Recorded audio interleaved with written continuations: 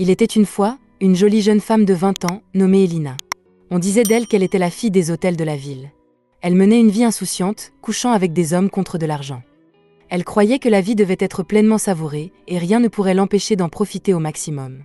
Tous les hommes, qu'ils soient célibataires ou mariés, voulaient avoir un avant-goût d'elle. Les parents d'Elina, surnommés les croyants, étaient très pieux. Son père était pasteur et fondateur d'une église comptant de nombreux fidèles, qu'il dirigeait avec sa femme. Les parents d'Elina l'ont reniée à cause de son mode de vie. Elle avait couché avec la moitié des hommes de l'église de son père, ceux qui étaient prêts à lui offrir de l'argent ou des biens matériels. Elle avait subi de nombreux avortements dans le passé et jurait de ne jamais avoir d'enfant. Elle pensait qu'avoir un enfant ruinerait son corps et l'empêcherait de continuer à vivre sa vie insouciante de jeune femme. Un jour, elle commença à se sentir malade et décida d'aller à l'hôpital consulter un médecin. Après plusieurs tests, elle découvrit qu'elle était enceinte. Comme d'habitude, Elina dit au médecin qu'elle voulait se débarrasser du bébé. « Docteur, vous savez comment on fait, sortons rapidement ce bébé. » Le médecin répondit à Elina. « Te souviens-tu de ce que je t'ai dit la dernière fois que tu as eu un avortement ?»« Oui, docteur, mais je ne peux pas me permettre d'être mère pour le moment, » répondit Elina. Le médecin poursuivit en lui expliquant. « La dernière fois, tu as eu une complication suite à ton avortement, et je t'ai dit que ce devait être la dernière fois que tu essaies cela. Si tu fais un autre avortement, tu risques de perdre la vie ou ton utérus. Veux-tu mourir ?» Elina, furieuse, cria sur le médecin, l'accusant d'incompétence. Elle se rendit dans une autre clinique pour avorter, mais après une série de tests, elle fut de nouveau déconseillée de le faire, car elle risquait de perdre sa vie ou son utérus.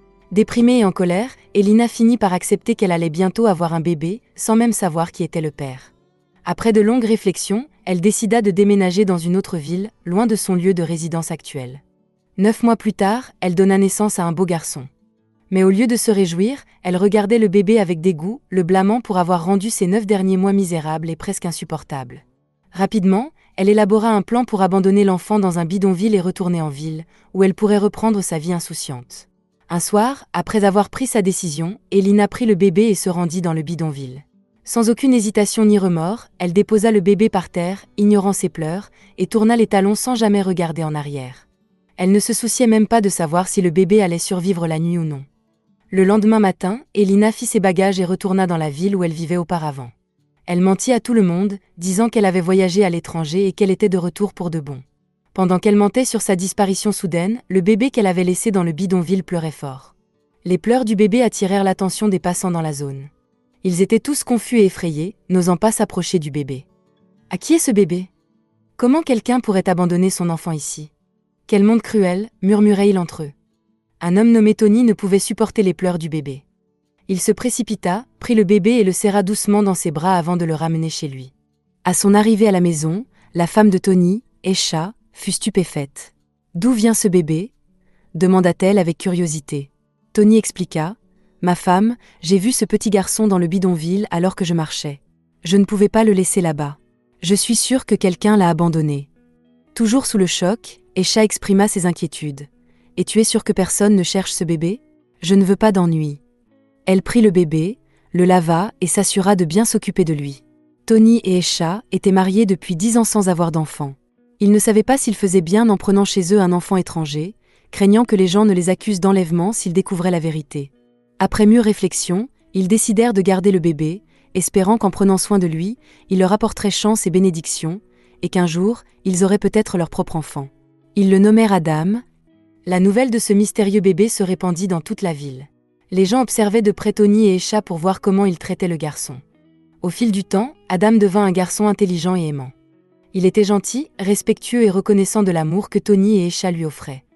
Malgré leurs moyens modestes, ils s'assuraient qu'Adam était bien pris en charge, le traitant comme leur propre fils biologique. Cependant, Adam n'était pas entièrement heureux. Il se sentait souvent triste et isolé, luttant contre la stigmatisation liée à ses origines. Un soir, alors qu'ils étaient assis dans le salon, Tony remarqua le changement chez Adam et lui demanda « Mon garçon, qu'est-ce qui ne va pas ? Je remarque que tu n'es plus aussi joyeux et joueur qu'avant. Tu souris à peine ces jours-ci. Est-ce que ta mère t'a grondé ?» Adam répondit « Je suis triste, papa. Partout où je vais, ils m'appellent le bébé du bidonville.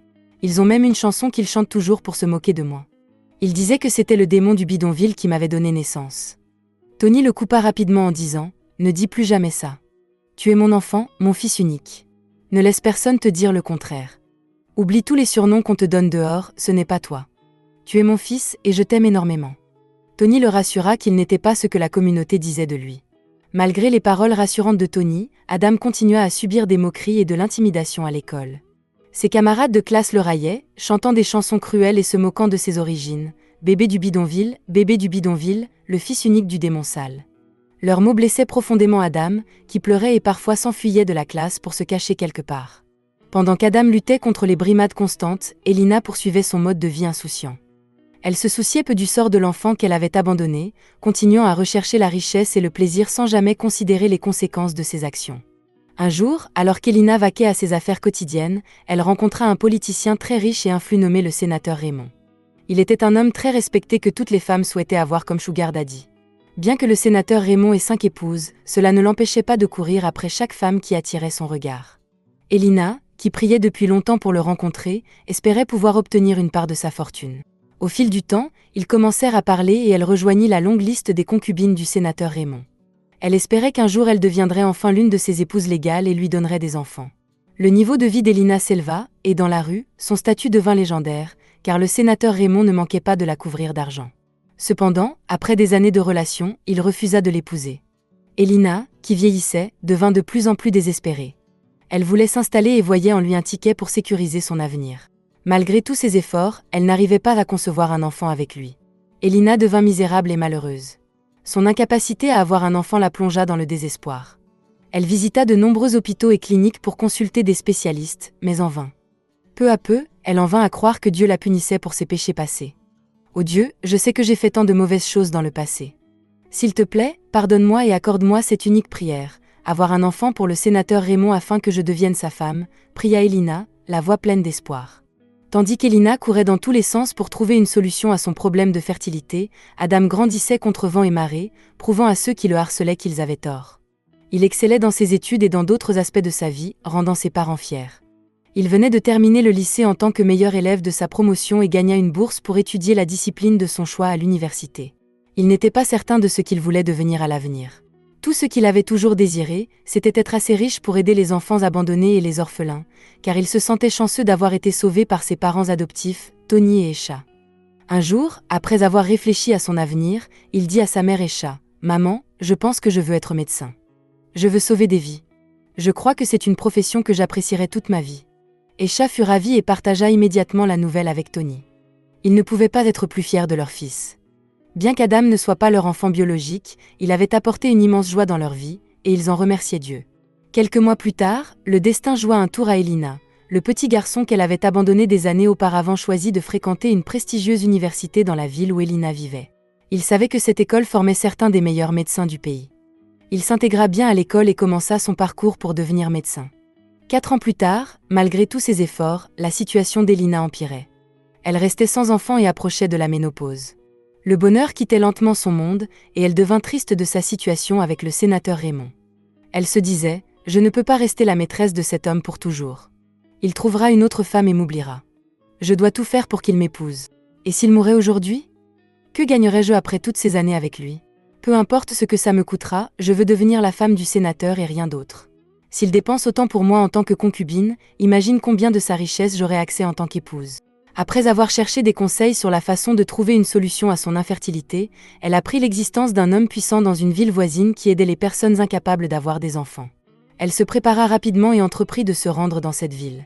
Mais le destin frappa, Elina fut impliquée dans un grave accident de voiture qui coûta la vie à son chauffeur et la plongea dans le coma. L'obscurité envahit son monde alors qu'elle se retrouvait inconsciente sur un lit d'hôpital. Pendant qu'elle était dans le coma, elle commença à voir le visage de son bébé et revit des flashbacks du moment où elle l'avait abandonné dans le bidonville. Elle n'avait ni amis ni famille pour lui rendre visite ou prier pour son rétablissement. Après quelques semaines en soins intensifs, Elina finit par se réveiller et se mit immédiatement à crier « Mon garçon, aidez-moi à retrouver mon garçon, je veux voir mon garçon, je vous en prie. » Elle était terrifiée et en souffrance. Les médecins se précipitèrent pour la calmer et s'assurer qu'elle était stable. Après un moment, Elina retrouva peu à peu ses forces, et les médecins décidèrent qu'il était temps de lui parler de son état de santé. « Mademoiselle Elina, comment vous sentez-vous aujourd'hui? Nous sommes heureux de vous retrouver parmi nous, » dit le médecin avec bienveillance. Elina répondit calmement, « Je vais bien, docteur, merci de demander. Mais où est mon chauffeur? Est-il en sécurité ?» L'expression du médecin changea, devenant sombre. Nous sommes profondément désolés, mademoiselle Elina. Votre chauffeur n'a pas survécu à l'accident, il est mort sur le coup. Les yeux d'Elina se remplirent de larmes. Elle éclata en sanglots, consumée par le chagrin. S'il vous plaît, calmez-vous, mademoiselle Elina. Nous voulions vous demander, avez-vous des membres de votre famille avec lesquels nous pourrions parler? Nous devons discuter de certaines questions concernant votre santé, et nous craignons que vous ayez besoin du soutien d'une personne proche. Elina, curieuse et inquiète, demanda, je n'ai ni famille ni amis. Vais-je mourir? Je suis assez grande pour gérer mes émotions. Dites-moi ce qui m'arrive, j'ai besoin de savoir. Elina assura au médecin qu'elle pouvait affronter ce qu'ils allaient lui dire. L'accident a affecté votre colonne vertébrale et vos genoux. Nous craignons que vous ne puissiez plus marcher pour le restant de vos jours, dit le médecin à Elina. En entendant cela, elle perdit tout contrôle.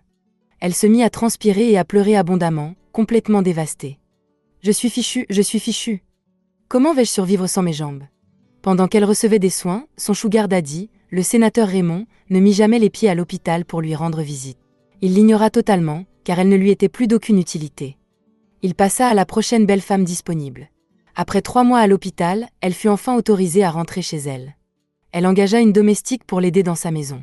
Quelques années plus tôt, Elina avait été trop occupée à profiter de la vie et à dépenser son argent sans penser à son avenir. Elle était persuadée qu'elle épouserait un homme riche et aurait un avenir assuré. Mais à présent, sa situation l'avait placée dans une position inconfortable. Après avoir tenté à plusieurs reprises de contacter le sénateur Raymond, elle parvint enfin à attirer son attention. Il lui envoya un message disant « Elina, ma chère, comment vas-tu?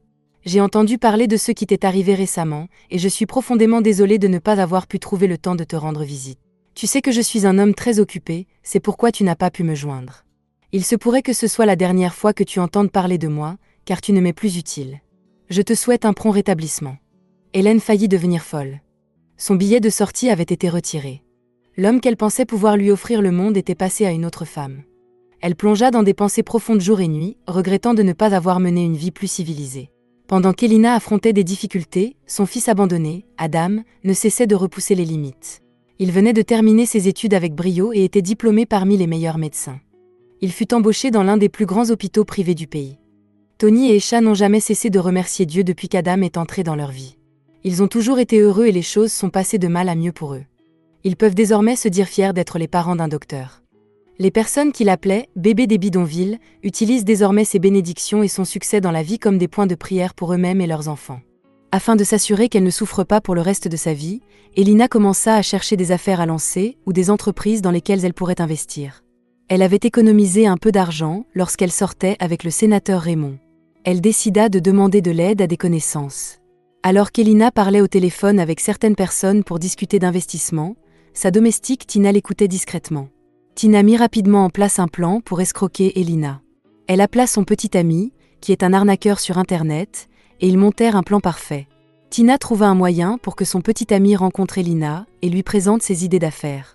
Après quelques jours de réflexion, Elina décida de faire affaire avec lui, et ils passèrent à la signature des documents pour rendre le partenariat officiel.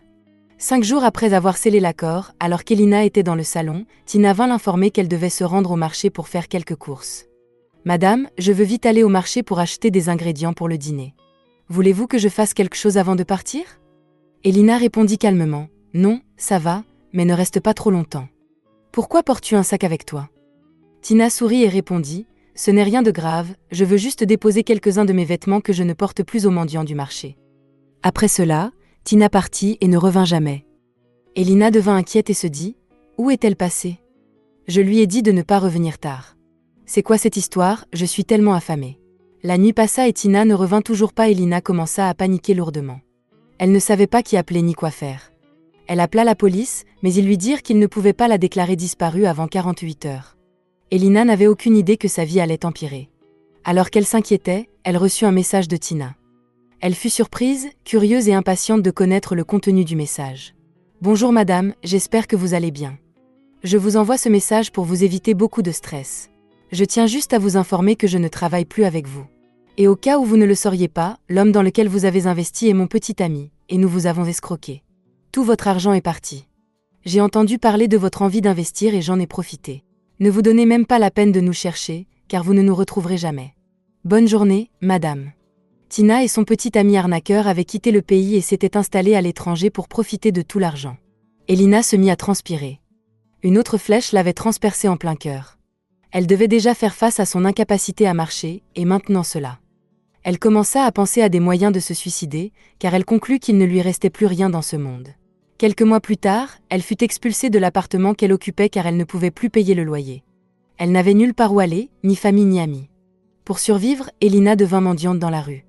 Elle commença à dormir dans les bidonvilles, où l'odeur infecte devint la seule chose qu'elle respirait. Un jour, alors qu'elle mendiait dans la rue, Elina délibérément déplaça son fauteuil roulant vers une voiture en mouvement. Elle était fatiguée de la vie et voulait juste mourir. Heureusement, la voiture n'allait pas à pleine vitesse et s'arrêta à temps pour ne pas la heurter. Et devine quoi, le garçon qu'elle avait abandonné dans le bidonville des années auparavant était l'homme qui conduisait la voiture.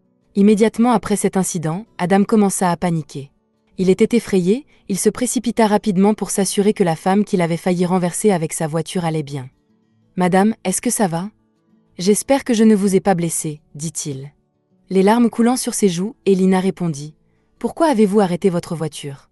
Vous auriez dû me renverser et me tuer. Ma vie est misérable, je veux juste mourir. » Il était encore plus inquiet et emmena rapidement Elina à l'hôpital pour qu'elle soit prise en charge correctement. Pendant qu'Elina se reposait, il ne pouvait s'empêcher de penser à ce qui s'était passé. Il réfléchissait à plusieurs raisons pour lesquelles Elina voudrait se suicider et se disait qu'il aurait pu avoir de gros ennuis en la tuant. Après un moment, Elina allait mieux et il lui dit « Madame, comment vous sentez-vous ? J'espère que vous vous êtes bien reposée. » Elina rassura Adam qu'elle allait mieux et le remercia de s'être occupé d'elle. Adam continua « Mais madame, pourquoi auriez-vous voulu vous tuer ? Pourquoi pensez-vous que c'est la solution à ce que vous traversez ? » Elina se mit à pleurer, incapable de cacher la vérité. Elle commença à lui raconter son histoire, lui parlant de son parcours et des événements qui ont mené à l'accident. En entendant tout ce qu'Elina avait à dire, Adam fut bouleversé. Il ressentit une étrange sensation de familiarité. Il commença à relier les points, le nom de la ville et l'endroit particulier où elle avait dit avoir abandonné un bébé était exactement là où il avait été trouvé. Il ne voulait pas tirer de conclusions hâtives ni faire des suppositions inutiles, mais il lui assura que tout irait bien et qu'il ferait de son mieux pour s'occuper d'elle. Il quitta la chambre d'Elina et se rendit à son bureau, en pleurant et en se disant « Si mes suppositions sont exactes, cette femme est ma mère biologique. Je ne lui pardonnerai jamais, je ne peux tout simplement pas. » Adam se mit rapidement à l'action et réalisa un test de maternité pour confirmer si elle était bien sa mère biologique. Le résultat arriva et il était positif. Adam confirma enfin qu'Elina était sa mère biologique. Il tomba à genoux et poussa un cri de désespoir. Il avait tant de questions en tête qu'il aurait aimé lui poser. Adam retourna voir ses parents adoptifs, Tony et Esha, pour les informer de l'incident qui avait conduit à cette découverte soudaine. Il leur fit également savoir qu'il était très en colère et que tout ce qu'il ressentait pour sa mère était de la haine. Ses parents comprenaient ce qu'il ressentait et lui conseillèrent de se calmer. « Mon garçon, tu sais que nous t'aimons énormément et nous serons toujours là pour toi, mais cela ne change pas le fait que nous ne sommes pas tes parents biologiques. Ta mère restera toujours ta mère. Tu dois apprendre à pardonner et oublier. Regarde du bon côté, Dieu a toujours trouvé un moyen de te bénir malgré tout ce que tu as traversé dans la vie. S'il te plaît, pardonne à ta mère et laisse la paix régner. » Adam réfléchit longuement à ce que ses parents lui avaient dit et décida de pardonner à Elina. Il savait que la haine ne lui apporterait rien de bon. Il décida de passer à autre chose et de se concentrer sur la construction d'une relation avec sa mère. Quelques jours plus tard, il retourna à l'hôpital pour voir Elina. Il était impatient de lui révéler qu'il était son fils. Une fois arrivé à l'hôpital, après avoir pris des nouvelles d'Elina et vu comment elle se portait, il lui tendit les résultats du test et lui dit « S'il vous plaît, prenez ceci et lisez les résultats, madame. » Elina, curieuse, demanda d'une voix tremblante « Pourquoi ? De quoi s'agit-il ? Est-ce que je vais mourir ?» Adam la rassura en lui disant que c'était une bonne nouvelle, mais qu'elle devait le découvrir elle-même. Elina regarda attentivement les résultats du test, son esprit tourbillonnant. « Jésus, est-ce sérieux ? N'est-ce pas ton nom que je vois sur ces résultats ? Tu es mon fils ? Ah, mon fils est vivant. Merci, mon Dieu, mon fils est vivant. » s'écria-t-elle. Le cœur d'Elina était rempli de regrets et de chagrin, des larmes coulant sur ses joues, alors qu'elle demandait pardon. « Je suis désolée, mon fils, je suis désolée, je ne savais pas mieux, j'étais jeune et stupide. S'il te plaît, trouve une place dans ton cœur pour me pardonner. » Ils pleurèrent tous les deux de joie. Quel moment émouvant alors qu'Adam retrouva sa mère, Elina, et qu'ils eurent leur premier moment en tant que mère et fils. Adam et Elina commencèrent à reconstruire leur relation, doucement mais sûrement. Elina comprit enfin la véritable signification de l'amour et du sacrifice. Quelques jours plus tard, Tony et Esha rencontrèrent Elina et elle ne pouvait s'empêcher de les remercier d'avoir si bien pris soin de son fils. Au fil du temps, la santé d'Elina s'améliora et elle se consacra à aider les autres. Elle créa une organisation caritative pour soutenir les enfants abandonnés et orphelins, espérant empêcher d'autres enfants de vivre ce que son fils avait traversé. Chers spectateurs, quelles leçons avez-vous tirées de ce conte dramatique? Nous aimerions connaître vos avis dans les commentaires ci-dessous. Si vous avez apprécié l'histoire, donnez-nous un pouce bleu, partagez-la avec vos amis et abonnez-vous à notre chaîne. N'oubliez pas d'activer les notifications pour ne jamais manquer nos dernières nouveautés. Merci de regarder et restez bénis.